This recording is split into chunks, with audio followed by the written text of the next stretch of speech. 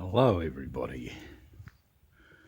My job at the moment is something that's pretty common in South Australia for water storage. Is an underground tank, and this is an old one here, which is pretty typical, built out of limestone and mud, pointed out,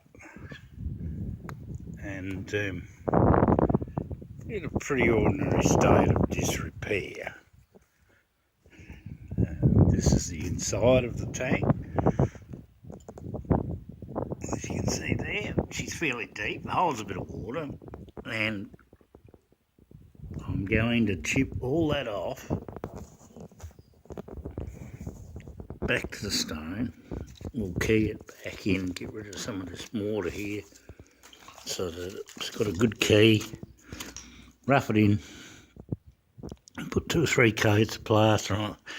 As you can see, years and years ago, somebody put a coat over the top of the original plaster, which isn't a good idea because what's happened there is it's just lifted off, which it usually does because it ends up getting roots behind it, and yep, not good.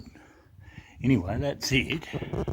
Hopefully I can get a few videos of when we're plastering. Unfortunately, all I'm using at the moment is a phone, which isn't real good.